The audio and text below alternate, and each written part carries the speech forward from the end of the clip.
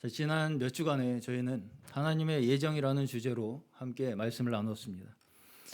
그리고 이제 지난주에는 특별히 로마서 9장에서부터 로마서 11장에까지의 내용에서 이스라엘 민족을 통해서 하나님께서 구원하시고 또 역사하시는 그 하나님의 예정을 우리가 함께 살펴보았습니다. 이스라엘 민족을 통해서 하나님께서 어떻게 그들을 구원하시고 역사하셨는가. 대원칙 속에서 여전히 우리에게도 하나님께서 같은 원칙으로 역사하시고 행하고 계신다는 것을 우리가 살펴보았습니다. 자, 9장에서부터 바울은 간단하게 다시 한번 되짚어 본다면 바울의 눈에 지금 이스라엘 민족이 실패한 것 같이 보이는데 그것이 결코 하나님의 구원이 실패한 것이 아니다. 이것을 9장에서 사도 바울이 설명하고 있습니다. 심지어 자신의 눈에도 이스라엘 백성이 마치 지금 버림받은 것과 같이 보인다 할지라도 그것이 결코 내가 그렇게 생각하는 것과 상관없이 하나님의 구원은 변함없이 행하고 계시며 이루고 계시며 역사하고 계신다. 이것을 설명하고 있었습니다. 그리고 이제 그 근거를 하나님께서 아브라함, 이삭, 야곱이라고 하는 이 이스라엘 민족을 이루시는 그 과정을 통해서 그 원리를 통해서 그 하나님의 구원이 실패하지 않고 그 예정하심에 의해서 이루어지고 있다. 이것을 말씀하고 있습니다. 아브라함, 이삭, 야곱의 이 과정들을 통해서 이스라엘 백성이 하나님의 예정하심에 의해서 택하신 바다 그 믿음이 그들에게 주어졌으며 그 백성이 하나님의 역사하심에 의해서 이루어진 민족이라는 것을 우리에게 설명하고 있습니다. 자, 하나님께서 이스라엘을 하나님의 백성으로 만들어 오신 그 모든 과정들을 우리가 함께 살펴볼 때 우리가 얻은 이 구원은 우리의 눈에 보이는 어떤 일부분의 상황만을 가지고 우리가 판단할 수 있는 것이 아니라는 것을 이야기하는 거예요. 우리가 얻은 구원은 지금 우리가 바라보는 어떤 일부 상황의 일부만을 가지고 하나님의 일이 실패되었는가 성공되었는가를 우리가 판단할 수 있는 것이 아니라는 것입니다.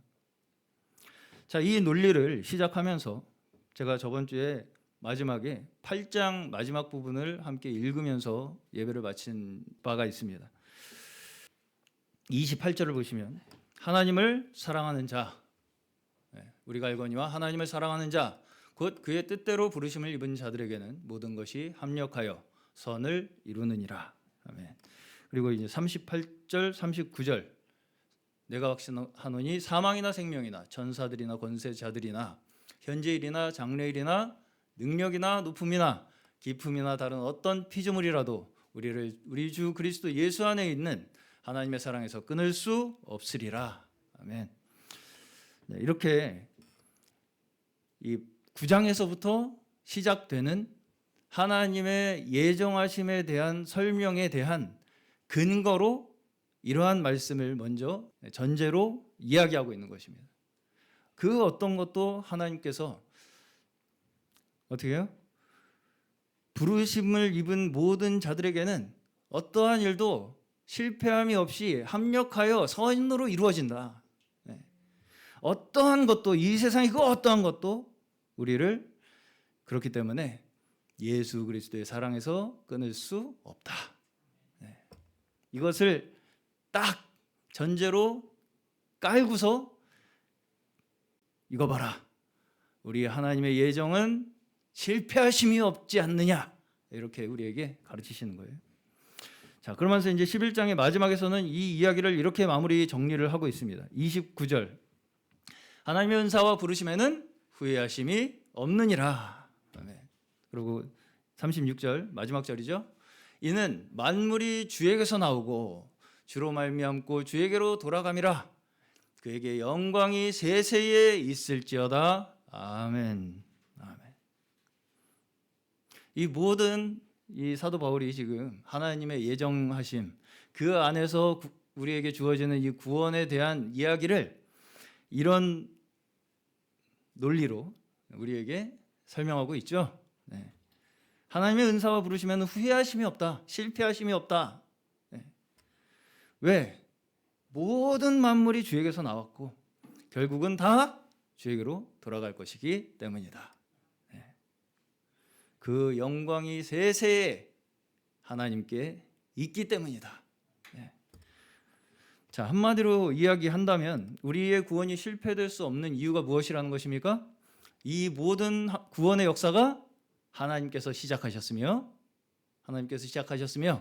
하나님께서 이루시는 분이시기 때문에 우리는 이 구원이 절대 실패할 수 없다는 것을 믿는 자들입니다. 그렇죠? 네. 다시 말해서 하나님께서 이미 우리가 알기도 전에, 우리가 선이나 악을 행하기도 전에, 창세 전에 하나님께서 우리를 구원하시기로 예정하셨다는 것을 믿는 그 믿음만이 우리에게 흔들리지 않는 구원의 확신을 허락하는 것입니다. 그렇죠? 그렇죠. 네. 자, 그럼에도 불구하고 우리가 이 하나님의 예정을 이해하기 어려운 이유는 무엇이냐면 우리가 시간과 공간이라는 제한을 받고 있기 때문입니다. 자, 시간과 공간이 우리에게 어떤 제한을 주고 있느냐면 우리는 시간과 공간 속에서 살고 있기 때문에 어떤 기준에서 생각을 할 수밖에 없게 되냐면 내가 살아온 시간과 내가 살고 있는 속한 그 공간에서 내가 보고 내가 듣고 내가 느낀 경험한 것들을 가지고 우리는 세상을 바라보고 판단할 수밖에 없기 때문입니다. 그래서 예정이 이해가 쉽지 않은 거예요. 내가 살아보니까, 내가 내 인생을, 내 시간을 내가 겪어보니까, 내가 여기서 내가 어떤 사건을 겪어보니까 그렇지 않던데? 하나님의 예정하심이 진짜 있는 거야? 라고 이해가 쉽지 않다는 것입니다. 내 기준으로 내가 경험한 대로 판단을 할 수밖에 없기 때문에 우리가 가진 제한 때문에. 네. 자, 이것을 조금 더 근본적으로 얘기를 해본다면 우리는 이미 어느 정도 정해진 틀 속에 있다는 것입니다. 어떤 틀이에요? 시간과 공간이라는 틀 속에 모두가 다 속해 있습니다. 그렇죠? 네. 여기서 이제 조금 잘 이해를 하시면서 따라오시길 바랍니다. 시간은 어느 누구에게나 똑같이 흐르죠. 그렇죠? 삼성 이재용 회장의 시간은 저희보다 좀 더 느리게 흐르나요? 삼성 이재용 회장은 우리보다 시간을 좀 더 많이 부여받았나요? 그렇지 않죠? 24시간 360일 다 똑같이 삽니다. 저나 우리 이래나 우리 이재용 회장이나 다 돈이 아무리 많아도 권력이 아무리 많아도 시간 다 똑같습니다. 그렇죠? 그렇죠? 네. 천하를 다스리는 통치자라 할지라도 한 사람이 차지하는 공간은 어때요? 한 사람이 차지하는 공간은 어떻습니까? 내 몸뚱아리 하나죠. 내 몸뚱아리 하나 이상 공간을 차지하는 사람이 이 세상에 있습니까? 없습니까? 있어요? 없어요? 있습니까? 없습니까? 없죠. 우리는 다 내 몸뚱아리를 가진 그 몸을 공간으로 차지하고 사는 사람들이에요. 다 똑같이 정해진 시간 속에 내 몸이라는 공간을 차지하고 살아가는 사람들이라고. 다 똑같이 공평하게. 자, 그러면 몸무게가 좀 더 많이 나가는 사람은 더 이익인가요? 나는 공간을 좀 더 많이 차지했어. 그렇게 생각하지 않죠? 그렇게 생각하지 않죠? 네. 인류가 탄생한 이래로 단 한 사람도 예외가 없이 똑같이 몸을 가진 공간을 차지하고 똑같은 시간을 가지고 살아갑니다. 이 원리에서 벗어난 사람은 단 한 사람도 없겠죠? 없겠죠? 네. 그러면 이제 뭐가 우리는 관건이겠습니까? 누가 더 이 시간과 공간을 많이 소유하는가를 가지고 그걸 뭐라고 생각하겠어요? 권력이고 능력이라고 생각합니다.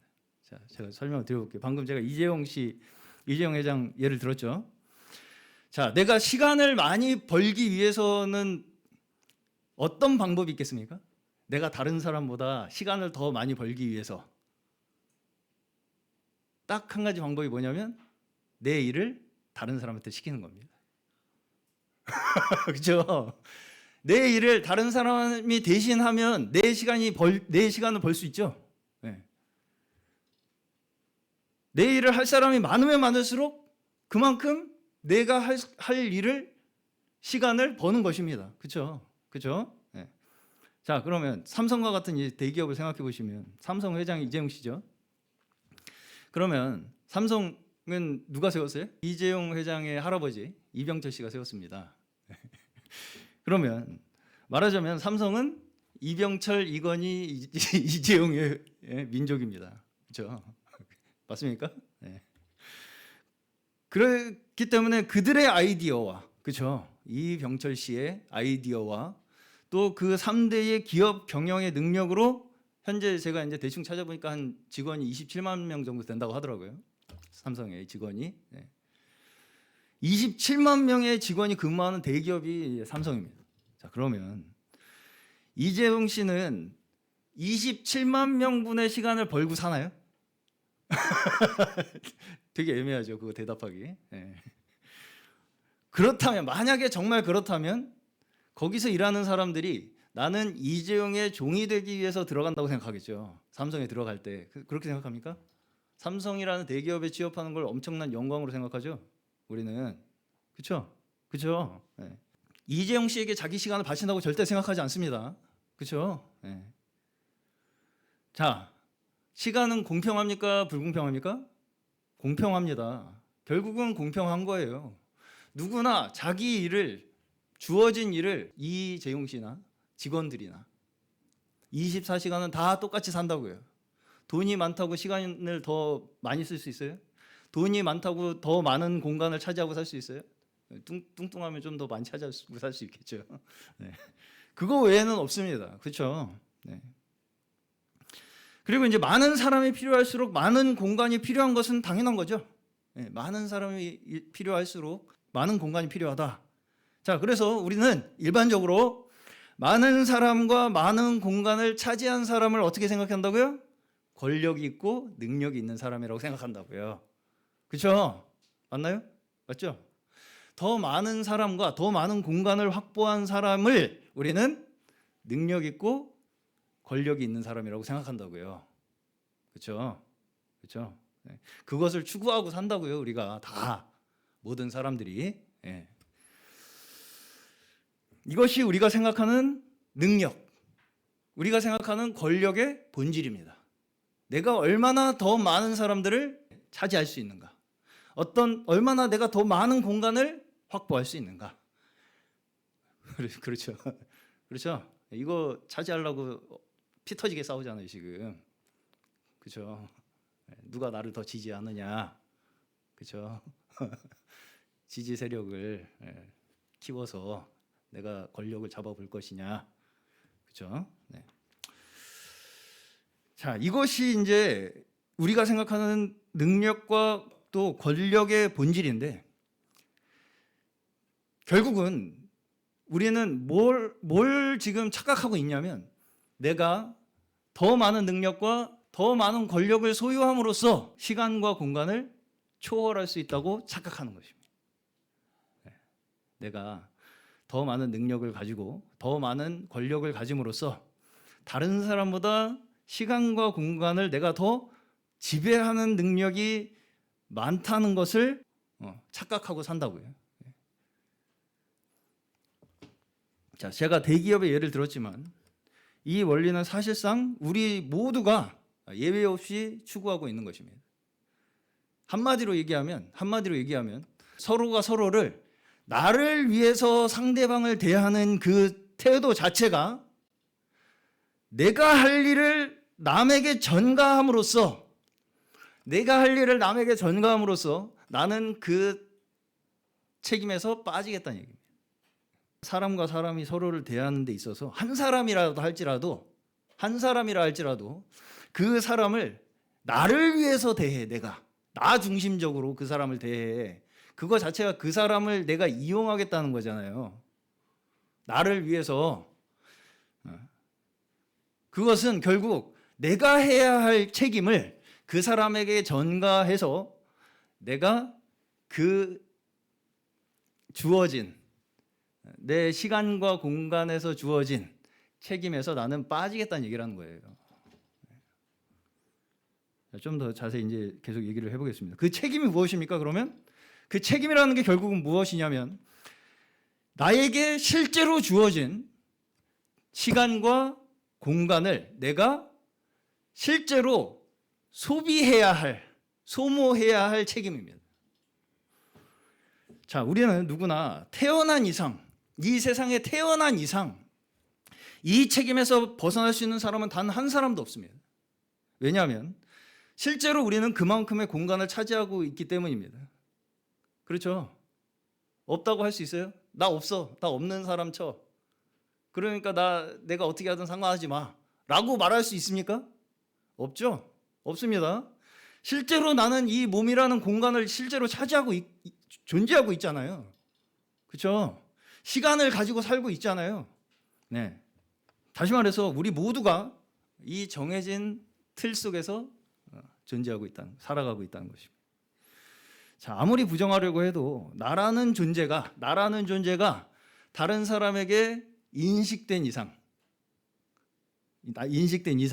나는 더 이상 그 관계에서 벗어날 수 없습니다. 그게 이제 최초의 관계가 누구예요? 부모와 자녀죠. 부모가 자녀를 낳은 순간부터 자녀는 부모의 존재가 되죠. 그러면 그 자녀는 아무리 호적에서 파고 별짓을 다 해도 지워지지 않습니다. 그렇죠? 그렇죠? 서로가 서로에 대해서. 네. 그렇죠? 네. 벗어날 수 없습니다. 우리는 이 관계에서 벗어날 수 없다고요. 근본적으로. 네. 자, 그러면 사람이 존재하는 원리가 결국은 뭐예요? 관계입니다. 관계. 네. 좀 더 제가 어렵게 좀 얘기를 하자면 부부라는 서로에 대한 존재에 대해 확실하게 인식하는 관계에 의해서 인류는 존속되어 왔습니다. 부부만큼 서로를 확실하게 인식하는 존재가 있어요? 부부가 가장 서로를 인식하는 관계입니다. 그 관계를 통해서 자녀가 태어난다고요. 생명이 태어난다고요. 무슨 말인지 이해가시죠? 네. 구체적으로는 설명하지 않겠습니다. 부부라는 관계가 가장 서로가 서로에 대해서 직접적으로, 직관적으로, 그죠? 직관적으로 서로의 존재를 확실하게 인식하는 관계가 부부라고요. 누구에게 설명할 수 없어요. 서로에 대한 인식을 아는 것을 서로가 서로를 아는 것을 누구에게 설명할 수 없는 그 관계 속에 우리는 인류가 존속되어 왔다고요. 자, 여기서 이제 우리가 한 가지 조금 깊이 생각해 보아야 할 것이 있습니다. 제가 시간과 공간이라는 것이 하나의 우리에게 주어진 틀이라고 말씀을 드렸습니다. 그렇죠? 그러면 이 틀이 있다면 그 틀 속에 뭐가 있어야 되겠습니까?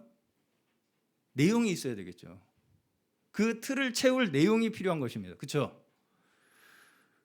시간과 공간은 그 자체만으로 존재할 수 있는 것이 아닙니다. 시간과 공간은 그 자체만을 가지고 존재할 수 있는 것이 아니고 그 안에 뭔가 내용이 담김으로써 의미를 가지는 거예요. 그러면 그 내용이 무엇이겠습니까? 그 내용이 뭐겠어요, 그러면? 그 내용이 뭐겠어요? 우리 각자의 인생입니다. 이 시간과 공간이라는 틀 속에 우리의 인생이 담겨 있다고요, 지금. 그런데 문제가 뭐냐면 우리의 인생이 내용이 되어야 되잖아요, 지금.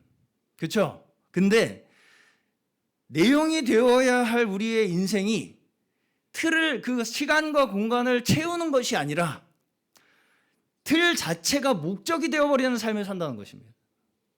방금 제가 말씀드렸다시피 시간과 공간을 지배하는 것이 우리가 목적인 것처럼 살잖아요. 그게 목적이 되어서 살잖아요. 그게 내 권력이고 내 능력인 것처럼 여기며 살잖아요. 그걸 추구하면서. 그 자체가 우리가 시간과 공간을 지배하는 것이 목적이 아니라 그 시간과 공간을 채우는 것이 목적이 되어야 된다고요.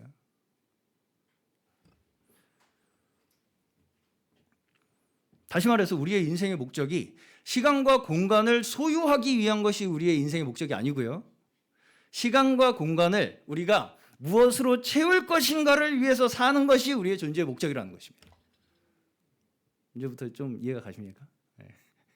누가복음 12장에서는 어떤 사람이 예수님께 형이 받은 유산을 자기와 좀 나누게 해주십시오라고 하는 요청을 하는 장면이 나옵니다. 누가복음 12장에 보시면 제가 22절부터 읽어보겠습니다. 또 제자들에게 이르시되 그러므로 내가 너희에게 이르노니 목숨을 위하여 무엇을 먹을까 몸을 위하여 무엇을 입을까 염려하지 말라. 목숨이 음식보다 중하고 몸이 의복보다 중하니라. 까마귀를 생각하라. 심지도 아니하고 거두지도 아니하며 골방도 없고 창고도 없으되 하나님이 기르시나니 너희는 새보다 얼마나 더 귀하냐. 또 너희 중에 누가 염려함으로 그 키를 한 자라도 더할 수 있느냐. 그런즉 가장 작은 일도 하지 못하면서 어찌 다른 일들을 염려하느냐. 그렇죠? 이 모습들이 지금 무엇을 먹고 무엇을 입을까 이걸 고민하면서 사는 것이 결국은 다 우리가 담겨 있는 이 틀을 목적 삼아서 사는 사람들의 모습이라는 거예요.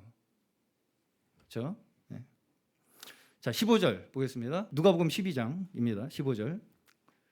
모든 탐심을 물리치라. 사람의 생명이 그 소유에 넉넉한 데 있지 아니하니라. 그렇죠?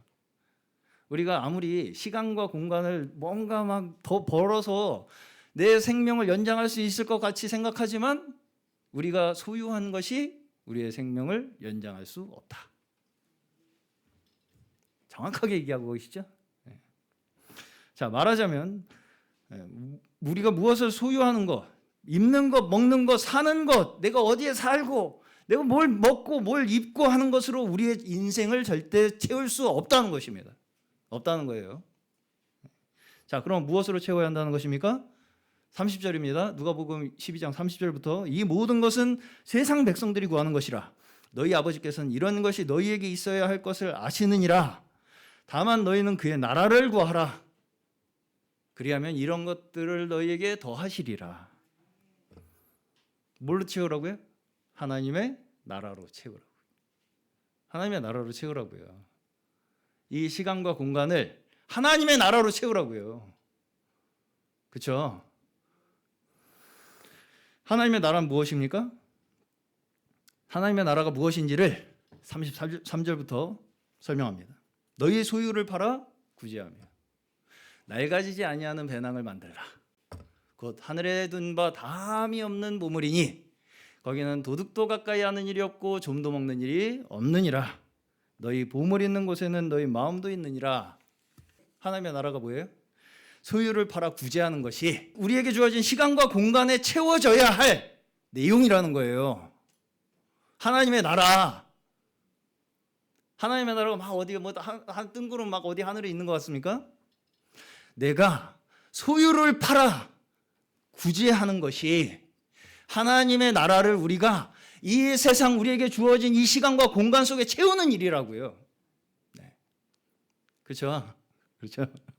자, 지난주에 함께 살펴본 하나님의 예정은 말하자면 시간과 공간을 초월한 대원칙입니다.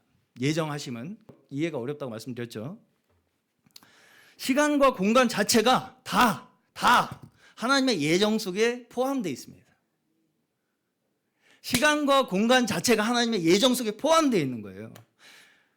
그리고 하나님께서는 그 시간과 공간이라는 그 그릇 속에서 우리의 구원의 원리를 담아서 보여주시는 거예요. 뭘로요? 우리의 인생을 통해서. 우리의 인생을 그 시간과 공간이라는 그릇 속에 담아서요. 하나님의 구원의 원리를, 그 역사를, 그 영광을 나타내서 보여주신다고요. 그러면서 이제 로마서 12장으로 넘어가면서 그 내용이 구체적으로 믿음의 자녀들에 의해서 어떻게 담겨지는가, 이것이 오늘 저희가 읽은 본문입니다. 로마서 먼저 12장 1절 보겠습니다. 오늘 말씀 제목으로 제가 택한 구절이에요. 그러므로 형제들아, 내가 하나님의 모든 자비하심으로 너희를 권하노니 너희 몸을 하나님이 기뻐하시는 거룩한 산 제물로 드리라. 이것이 너희가 드릴 영적 예배니라. 몸, 그죠? 내가 차지하고 있는 이 몸 공간, 이걸 드려야 된다는 거예요. 실제로 그냥 하나님의 나라는 뭐다 이게 아니고요. 내 몸, 내가 나에게 주신 이 몸, 이 공간을 드리라는 거예요. 드려라, 네 인생에. 이 공간을 채워라, 네 존재로. 그렇죠? 그렇죠? 네. 이것이 우리가 하나님께 드릴 영적 예배라는 것입니다. 네. 그러면서 이제 3절부터는 우리 각자가 부르심 받은 역할이 있다는 것을 말씀하고 있습니다. 자, 다시 말해서 시간과 공간 속에서 우리가 하나님의 구원을 증거하기 위해 부여받은 각자의 역할이 있다는 거예요. 12장 3절부터 보시면 내게 주신 은혜로 말미암아 너희 각 사람에게 말하노니 마땅히 생각할 그 이상의 생각을 품지 말고 4절 우리가 한 몸에 많은 지체를 가졌으나 모든 지체가 같은 기능을 가진 것이 아니니. 그렇죠? 각자의 역할이 있다는 것입니다. 그리고서 9절에서부터 그 역할 속에서 실제로 우리가 무엇으로 그 역할이 채워지는가를 설명하고 있습니다. 9절 사랑에는 거짓이 없나니 악을 미워하고 선에 속하라. 17절 아무에게도 악을 악으로 갚지 말고 모든 사람 앞에서 선한 일을 도모하라. 18절 할 수 있거든 너희로서는 모든 사람과 더불어 화목하라. 19절 내 사랑하는 자들아 너희가 친히 원수를 갚지 말고 하나님의 진노하심에 맡기라. 기록되었을 때 원수 갚는 것이 내게 있으니 내게는 누구예요? 하나님께 있으니 내가 갚으리라고 주께서 말씀하시니라. 21절 악에게 지지 말고 선으로 악을 이기라. 한마디로 뭘 채우라는 거예요? 우리의 역할 속에서 뭘 채우라고요? 선을 채우라고. 선을 채우라고요. 그렇죠? 네. 악에게 지지 말고 선으로 악을 이기래요. 그렇죠? 네. 그러면 무엇이 악에게 지는 것입니까? 우리가? 무엇이 악에게 지는 거예요? 내가 내 원수를 내 손으로 친히 갚으려고 하는 것이 악에 지는 거예요. 우리가. 맞죠? 왜 우리가 지금 다른 사람과 화목하지 못하게 됩니까? 옳고 그름이란 명분 속에 숨어버리기 때문입니다. 내가.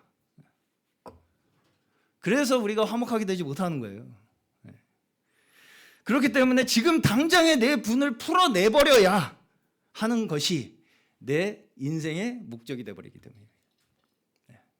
내 분을 지금 당장 저 나쁜 놈에게 풀어내버려야 내 직성이 풀리는, 내 인생의 문제가 해결되는, 이것이 목적이 되어버린다는 거예요. 우리의 삶의 목적이. 이 모든 것이 무엇 때문이냐면 우리의 현실이라는 이 틀 속에 채워져야 할 내용이 무엇인지 모르고 우리가 그냥 현실 그 자체가 우리의 목적이 되어버리기 때문에 나타나는 일들입니다. 내가 이 현실을 내가 채워야 할 사람인데 그 현실을 내가 그냥 어떻게든 내가 끌어당겨서 내가 그 현실을 소유하려고 하는 것이 목적이 되어버렸기 때문에 나타나는 일들이라고요. 현실을 목적으로 삼는 것은 우리가 생각하기에 세속적인 일들에서만 나타나는 것이 아닙니다. 지금 내 눈에 보이는 대로 내가 상황을 판단하려고 하는 것, 그 판단에 의해서 다른 사람에 대해서 단정 지으려고 하는 것, 그 단정으로 정죄하고 심판하려고 하는 것, 그 모든 것들이 다 현실 자체가 목적이 된 사람들의 모습입니다. 16절에 서로 마음을 같이하며 높은 데 마음을 두지 말고 도리어 낮은 데 처하며 스스로 지혜 있는 체 하지 말라. 어떤 사람이 마음을 높은 데 두는 사람인가요? 다른 사람의 마음에 공감하지 못하는 사람입니다. 마음을 같이 하지 못하는 거죠. 공감을 하지 못하는 것입니다. 왜? 마음이 높은 데 있으니까. 왜 다른 사람의 마음을 공감하지 못합니까?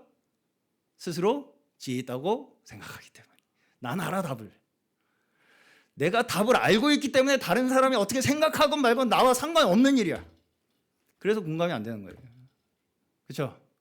그렇죠? 네. 자, 다시 말해서 자기에게 정답이 있다고 자신만만한 사람은 마음을 높은 데 두게 됨으로써 다른 사람과의 공감과 소통이 단절되게 되는 것입니다.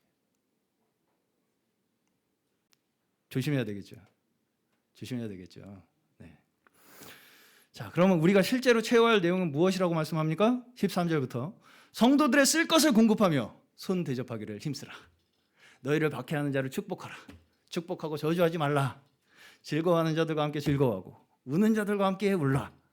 17절 아무에게도 악을 악으로 갚지 말고 모든 사람 앞에서 선한 일을 도모하라. 할 수 있거든 너희로서는 모든 사람과 더불어 화목하라. 내 사랑하는 자들아 너희가 친히 원수를 갚지 말고 하나님의 진노하심에 맡기라. 내 원수가 줄이거든 먹이고 목마르거든 마시게 하라. 그리함으로 내가 숯불을 그 머리에 쌓아 놓으리라. 한마디로 하나님께서 우리를 택하셔서 이곳에 두신 이유가 무엇이냐면 이 땅에서 내 눈으로 모든 것을 확인해서 내 생각을 기준으로 내가 원하는 결과를 만들어내려고 하지 않는 그러한 자들을 통해서 하나님의 하시는 일을 증거하시기 위한 것입니다. 그것이 하나님이 우리의 구원자이심을 믿는 자의 삶의 모습이에요. 뭐가요? 내가 원하는 결과를 내 눈으로 확인해서 만들어내려고 하지 않는 사람. 어떻게 우리가 박해하는 자를 축복할 수 있습니까? 어떻게 악의 선으로 대응할 수 있어요? 우리가 가능합니까? 악의 선으로 대응하는 거. 원수를 갚지 않고 하나님에 어떻게 맡길 수 있습니까? 가능한가요? 어떻게 원수가 줄일 때 먹이고 목마를 때 마시게 할 수 있습니까?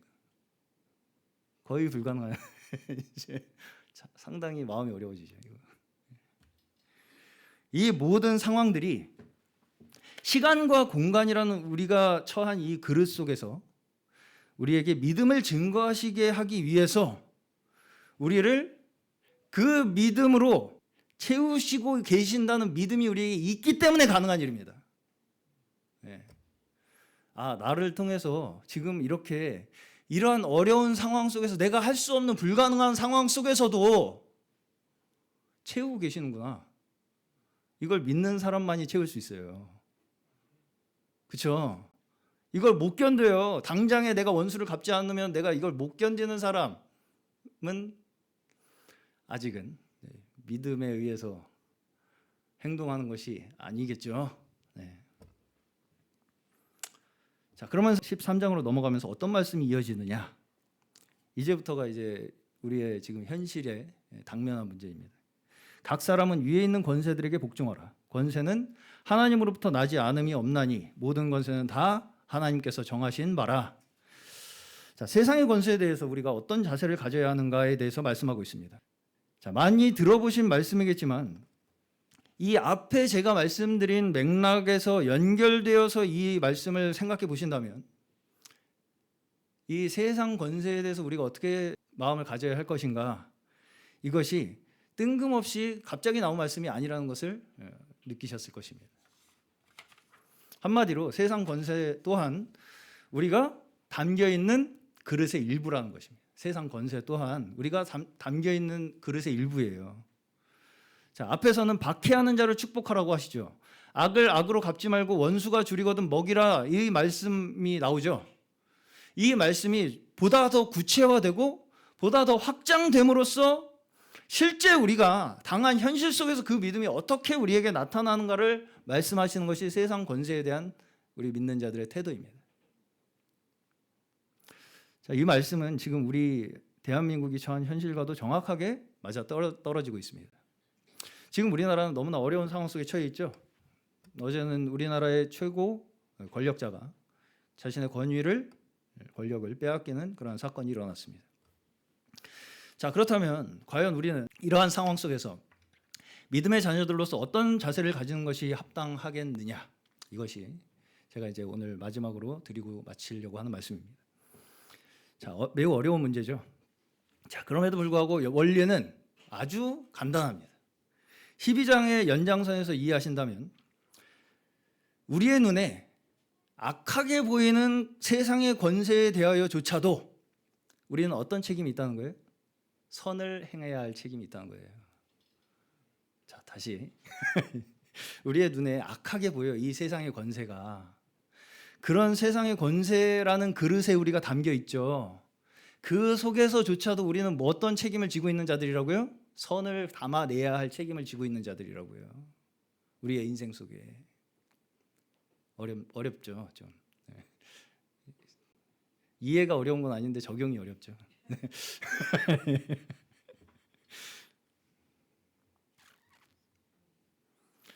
이 말씀은 누가 자기 위에 권세인가를 따져 물어가지고 내가 그 사람한테 복종해야 되는지 말아야 되는지를 판별하라고 주신 말씀이 아닙니다. 아니에요. 네.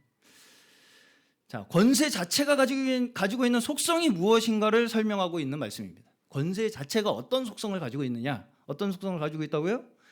하나님으로부터 나지 않은 권세가 없다고요. 이 세상에. 네. 자, 여당이 집권당이기 때문에 야당은 복종해야 한다. 이런 논리가 가능하겠습니까?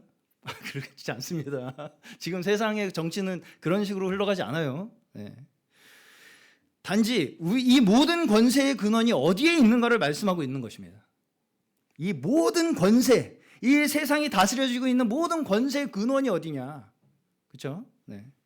자, 어떤 면에서 어제와 같은 상황 속에서도 믿는 자로서 우리가 그 일을 찬성하든 반대하든, 그 일에 대해서 찬성을 하든 반대를 하든, 이 문제를 가지고 우리가 지나치게 세상 권세에 대해서 거스르는 태도를 가지는 것은 합당하지 않다는 것입니다. 자, 말하자면 보수적인 관점에서 진보 측의 권세에 대해 거스르게 되기 쉽습니다. 진보 측에서는 보수적인 권세에 대해서 거스르기 쉽겠죠. 자, 어느 쪽이든 우리는 나라의 다스림을 맡은 이 권세 자체가 우리가 내용으로 채워내어야 할 하나의 그릇이라는 것을 이해해야만 우리가 하나님의 백성으로서의 책임을 살아낼 수 있는 것입니다.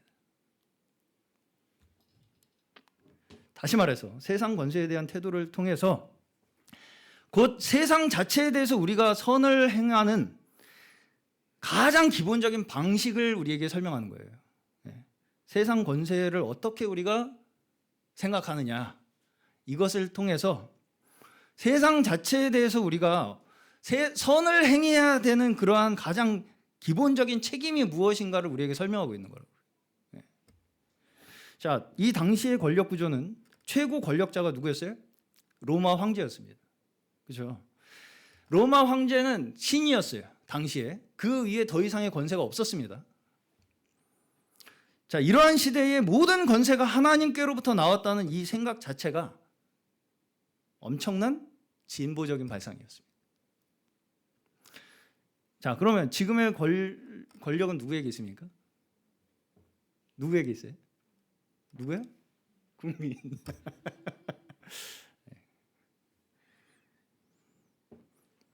지금 우리나라의 정치제도는 뭐예요? 민주주의죠. 그 뜻 자체가 국민에게 권력이 있다는 뜻이죠. 다시 말해서 지금은 권력을 국민들에게 나누어 준 것이 지금의 정치 체제입니다. 그렇죠? 맞나요? 그냥 논리적으로 그런 거지 실제는 안 그런가요? 자, 그렇기 때문에 심지어 성경의 사상에 따르면 대통령 또한 위에 있는 권세에 복종해야 하는 시대가 지금의 시대입니다. 무슨 말씀인지 가시죠? 네. 그 권위를 한 사람에게 우리가 국민이 위임해 주었기 때문에 평소에는 그가 최고 통치자로서 역할을 하지만 그가 국민들의 그 뜻에 맞지 않는 행동을 했을 때는 대통령 또한 자기 위에 있는 권세를 마주하게 되는 것이 지금 우리의 정치 제도입니다. 그걸 우리가 어제 확인했죠. 자, 이것 또한 우리가 마음에 들던 들지 않던 우리 모두에게 복종할 권세라고 성경에서는 우리에게 가르치시는 거예요. 그게 우리 지금 정치 제도잖아요.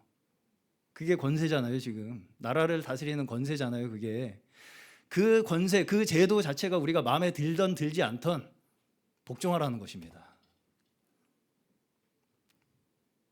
그렇죠? 네.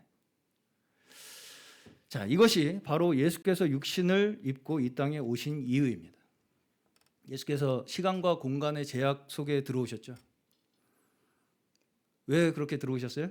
이 그릇 속에 오셔서 그 그릇을 어떻게 내용으로 채우는가를 보이시기 위해서 예수께서 직접 육신을 입고 이 땅에 오신 것입니다. 로마의 압제 속에서 태어나셨죠. 유대인으로. 그 권세 속에서 살아가시면서 결국 그 권세에 의해서 죽임을 당하시기까지 예수님이 한 방에 그 모든 나라를 쓸어버릴 수 있는 가지셨음에도 불구하고 그 주어진 현실을 어떻게 믿음으로 채워가셨는가를 우리에게 보이시기 위해서 예수께서는 육신을 입고 오셨죠. 자신의 삶을 끝까지 믿음으로 채우는 자의 인생의 결말이 무엇이며 그 인생이 마지막에 어떻게 보상으로 주어지는가를 우리에게 나타내시기 위해서 오신 것이 예수 그리스도입니다. 우리가 신앙적 가치로 삼는 것들 있죠. 믿음, 소망, 사랑, 또 생명과 같은 이러한 것들은 그 자체만 가지고 우리가 알 수 있는 것이 아니죠. 시간과 공간 속에서 우리에게 이해되는 것입니다.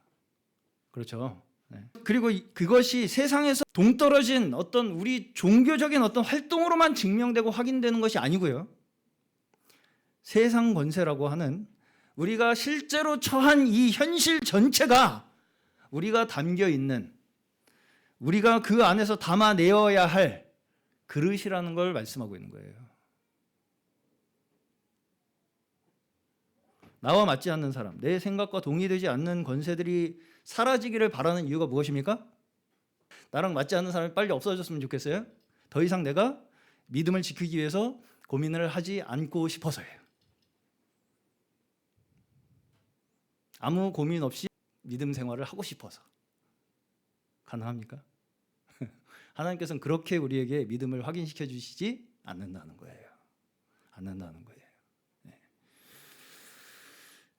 그렇기 때문에 로마서 9장에서는 그들의 악함이 하나님의 역사를 드러내는 데 쓰임을 받았다, 이렇게 말씀하고 있는 것입니다. 자, 지금은 세상 권세가 국민들에게 나눠져 있기 때문에 사실은 모든 국민들이 함께 그 모든 과정들을 함께 겪어 나가면서 배우는 과정 중에 있는 것입니다. 지금은 어떤 특출난 사람이 나타나는 것보다는, 영웅이 나타나는 것보다는 모든 사람의 기본적인 의식 수준이 높아지는 것이 더 필요한 시대입니다. 그렇기 때문에. 그렇죠? 네. 그러면 왜 우리나라 사람들은 아직도 이 모양 이 꼴이냐? 왜 아직도 이래? 아직도 그렇게 당해놓고서는 아직도 그러냐? 원망하시겠습니까? 그 자체가 위에 있는 권세에 복종하지 않고 거스르고 원망하는 것이라고 이야기하는 거예요. 왜 사람들이 이래? 왜 이 멍청한 것들 아무것도 몰라 이렇게. 그 자체가 잘못하면 하나님의 권세를 거스르는 것이 될 수 있다고요. 그 원망 자체가. 조심해야겠죠. 조심해야겠죠. 무슨 말인지 이해 가시죠? 지금은 그렇기 때문에 어떤 면에서 권세에 복종하기가 더 어렵습니다. 왜? 나도 권세가 있기 때문에. 나도 권세가 있어. 나도 한 표를 찍을 수가 있어. 너 내가 끌어내릴 거야. 되잖아요, 이게. 그렇기 때문에 좌우로 나뉘어서 내가 권세의 주인이라고 주장하고 싶은 겁니다. 한마디로. 네. 그렇죠? 물론 우리는 세상이 안정되고 평안을 찾기를 기도해야 합니다. 그것이 우리 믿는 자들의 책임이에요. 그리고 이 사회의 일원으로서 우리의 의견을 제시할 수 있습니다. 그러나 그것이 내가 원하는 대로의 세상을 만드는 것이 목적이 되는 것이 아니에요. 아니에요. 내가 원하는 세상을 만들어서 하나님을 불러내리겠다, 이거 아닙니다. 아니에요. 아닙니다. 네. 그 성경에서 우리에게 믿음의 승리라고 가르치시는 것이 아니에요. 우리는 세상을 바꿔서 내가 우리의 힘으로 세상을 바꿔서 하나님을 모셔오는 자들이 아닙니다. 그럼에도 불구하고 세상이 바뀌지 않고 이대로 실패할 것 같은 그 세상 속에서 우리는 실패하지 않으시는 하나님을 믿는 믿음의 증인들로서 우리에게 주어진 이 현실 속에서 그 믿음의 내용들을 증거하도록 부르심 받은 자들이에요.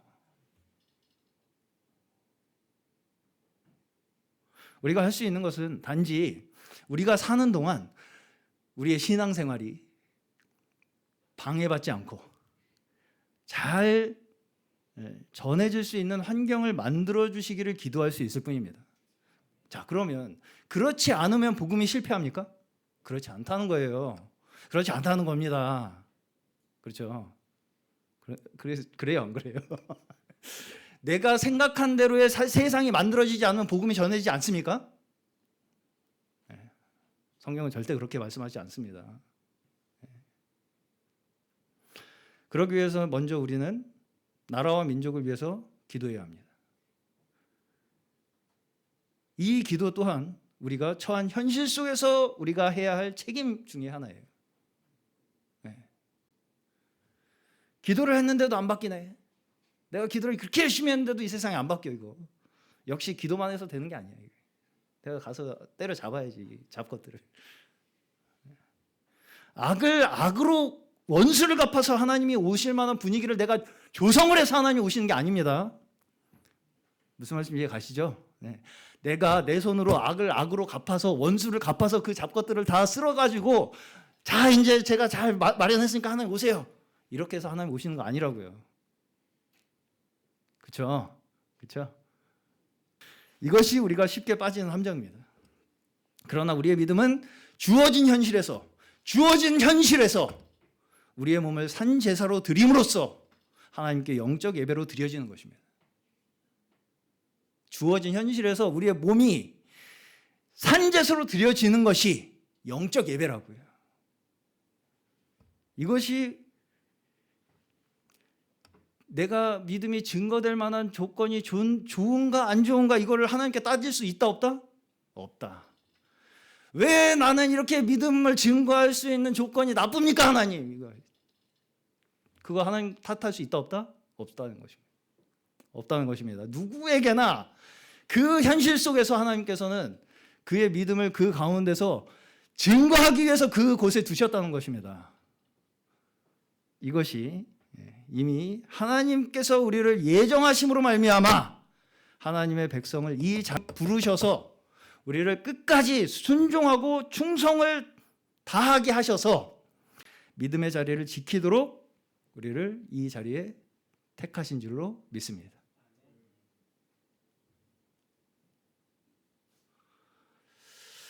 오늘 저희 모두의 삶 속에서 세상에서 찾을 수 없는 저희의 진정한 하나님 나라에 대한 소망이 이 세상에 믿음의 증거로 나타나시는 저희 모두 되시기를 주의 이름으로 간절히 축원합니다.